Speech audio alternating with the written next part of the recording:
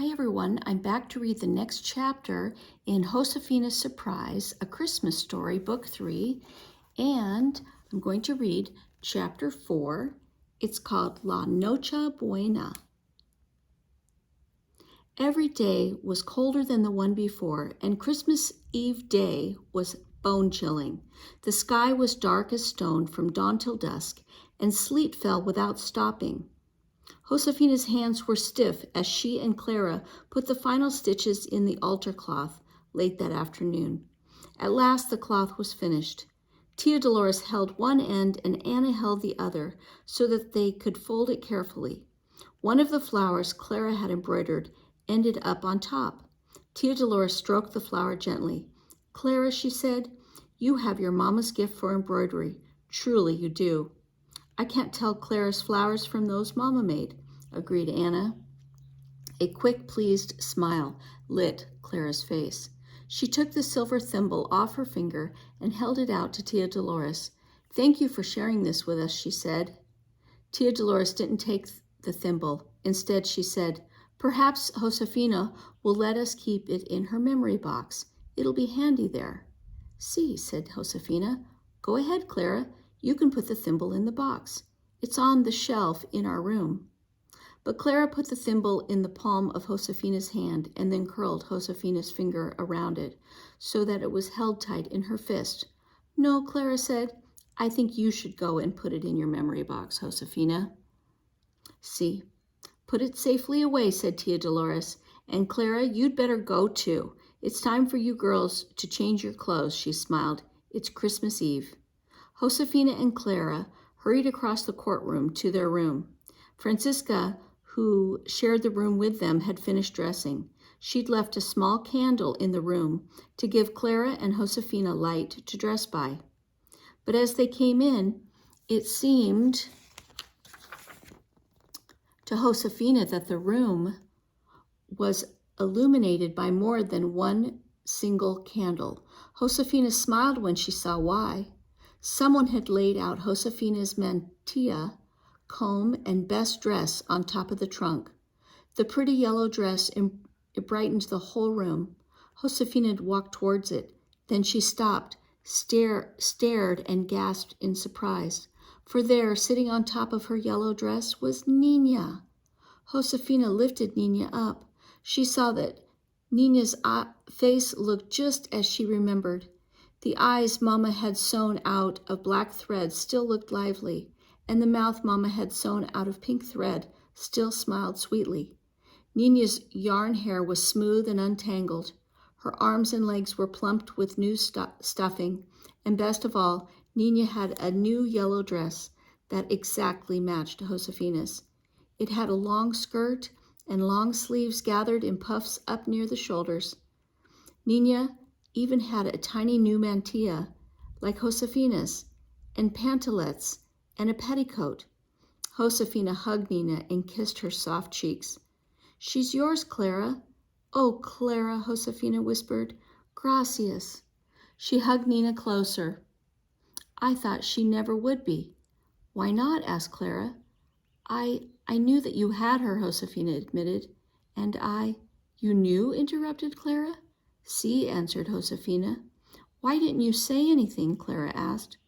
"Well," said Josefina, "Tia Dolores told me that you needed her." Very slowly, Clara nodded. "I did need her," she said. "I thought she was still all I had left from Mama. But now I know that I have Mama's gift for embroidery, and I'll never lose that." Josefina touched the smooth ribbon around the high waist of Nina's dress. "Did you make this dress for Nina?" Josefina asked. "See," said Clara. "I wanted to carry on the tradition that Mama started." Josefina smiled broadly at Clara. "Nina's dress is beautiful," she said. "I think maybe you have Mama's gift for making doll dresses too." Clara smiled back. Then she looked lovingly at Nina. "I went to Nina for comfort because I had nowhere else to go," she said. "But now I know that there's comfort all around me if I need it." "See," said Josefina. "I'm finding that out also." She opened her fist, and the silver thimble shone in the candlelight. I'll put the thimble in my memory box so that we can share it, Josefina said to Clara. And we'll share Nina too. She'll sleep between us from now on. Christmas Eve was called La Noche Buena, the good night, and this Christmas Eve felt like a very good night to Josefina. Nina was hers to love and care for at last.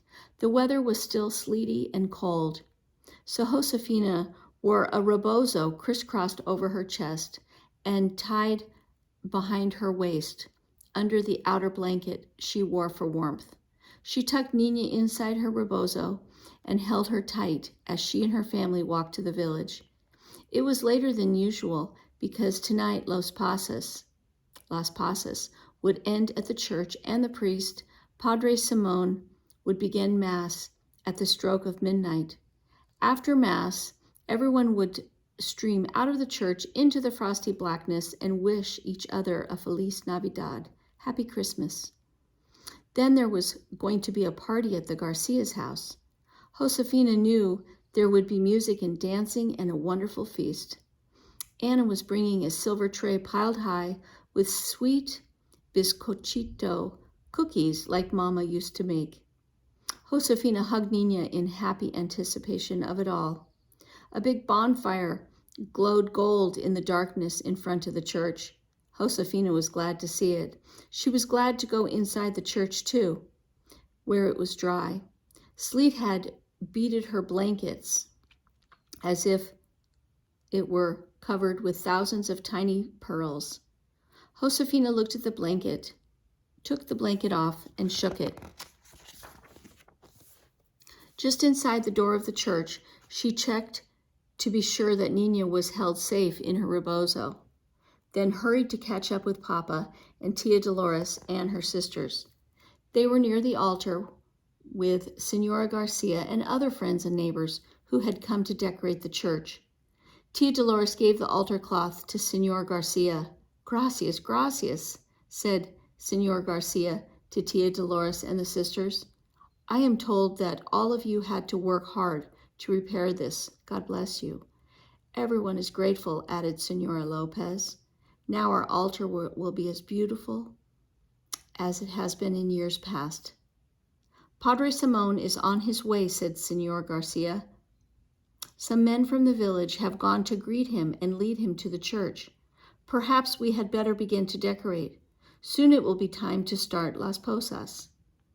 Only a few candles were lit. Most were being saved for when Padre Simon would say Mass. The church was shadowy, and Josefina felt as if she and the others who quietly set about decorating were preparing a lovely surprise. Josefina helped Papa and Senor Lopez arrange pine branches around the little wooden stable that was part of the nativity scene. The branches smelled fresh with the tang of mountain air. Then Josefina helped put the carved wooden figures from the nativity scene in their places. She helped spread the cloth on the altar and smooth out any wrinkles. Anna and Francisca and a group of girls had just finished arranging the colorful ramilets in an arch over the altar when Senora Sanchez hurried into the church. She looked distressed. Pardon me, Senor Garcia, she said breathlessly. I'm afraid I have bad news. Your daughter Margarita is ill. She must have caught a cold from being outside on these bitter nights. She is too ill to be Maria tonight. She can't stir from her bed. Oh, poor Margarita, said Senor Garcia. Everyone dropped what they were doing and gathered around Senora Sanchez and Senor Garcia. They shook their heads and murmured, oh, the poor child, bless her soul. Josefina's heart beat fast. She asked herself a question and thought hard about the answer.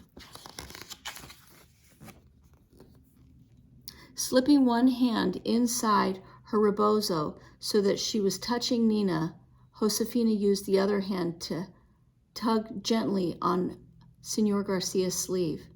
Senor Garcia turned to her. Josefina's voice was small but steady as she looked up at him and said, Please, Senor Garcia, may I be Maria? Everyone looked at Josefina as she went on. I'd like to pray that this will be a happy Christmas for us and for my mama in heaven. Senora Garcia's thin face was solemn. Slowly he nodded. See, my child, he said to Josefina, you may be Maria. Josefina turned to Papa. Will you be Jose? She asked him. I will, said Papa gravely. He didn't smile, but he looked at Josefina with pride and love. Tia Dolores did too. When it was time, Josefina handed Nina to Clara for safekeeping. Please hold her for me, Josefina said. Keep her warm. Clara took the doll. I will, she promised. And they all went outside. The wind was blowing hard, driving sleet, so that it stung Josefina's face. Papa lifted Josefina up onto the burro's back. She knew Senora Sanchez's burro was gentle, but still she felt very high off the ground. Josefina was glad Papa would be walking at her side, leading the burro. She took the reins and held on tight. A gust of wind made the skirt of her dress flutter. Papa was wearing an extra blanket over his serape. He took it off now and said, You'd better wear this over your own blanket. I'll keep you warm. Oh, it'll keep you warm. Gracias, said Josefina to Papa, as Papa wrapped her in the blanket. It covered her from head to foot. As the villagers gathered to begin the procession, many people stopped to speak to Papa and Josefina. Gently they touched Papa's shoulder or Josefina's foot or the end of the blanket Papa had wrapped around her. May God grant you a good and long life, they said. Josefina tried to sit up as straight as she could on the burro's back, and then with a slow clop-clop of the burro's hooves on the frozen ground, they moved to the first house. Papa knocked on the door, and they all sang. In heaven's name we ask for shelter, and the people inside sang back. This is not an inn, be on your way. Josefina's voice was unsteady at first. She felt nervous and stiff because she was self-conscious. But as they had on every other night, the lovely music and words soon made Josefina forget all about herself and her shyness. After a while, Josefina was singing the Las Posadas songs in a voice that was full of all the hope and happiness of Christmas. Papa led the burro from house to house. At each house, he and Josefina and everyone with them sang, asking for shelter. At each house, the people inside sang back, telling them to go away. Then everyone inside the house came out to join the group behind Papa. After the last house, Papa turned back to the church. By that time, everyone in the whole village and all the workers from the rancho were in the crowd. Josefina felt as if everyone she knew and loved in the world were there behind her. When they got to the church, Papa knocked on the door. Boom, boom, boom. The sound echoed inside. Then everyone sang, Maria, Queen of Heaven, begs for shelter. For just one night, kind sir. Padre Simon opened one of the church doors just a bit. He looked out and sang, Come in, weary travelers, you are welcome. Then Padre Simon flung both doors open wide. Golden candlelight flooded out. The church bells rang and everyone sang, God bless you for your kindness, and may heaven fill you with peace and joy. Papa lifted Josefina down off the burro. She was glad for his strong arms because her legs felt wobbly and numb from the cold. The big blanket Papa had wrapped around her was weighted down with a coat of sleet. But when she took it off, her own blanket underneath, it was dry. Josefina, she heard someone whisper. It was Clara, who handed Nina to her.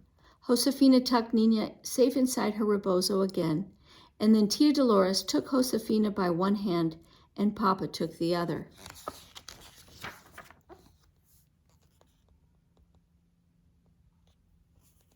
They walked into the church behind Padre Simon. Anna, Francisca, Clara, and everyone else followed. Josefina could hardly breathe. The church was so beautiful. She felt as if she were walking into a dream. All the candles were lit. Their brightness made the candlesticks shine and the polished wood glow. The candles cast a warm light on the nativity scene in its nest of pine needles and on the delicate ramulets arched gracefully above the altar. But to Josefina, the most beautiful thing by far was Mama's altar cloth. Perhaps it was because she knew and loved every stitch of it after working on it for so long with Tia Dolores and her sisters. In the wavering candlelight, the soft, flowing leaves and flowers seemed to be floating in a gentle breeze, and the colors were rich and true.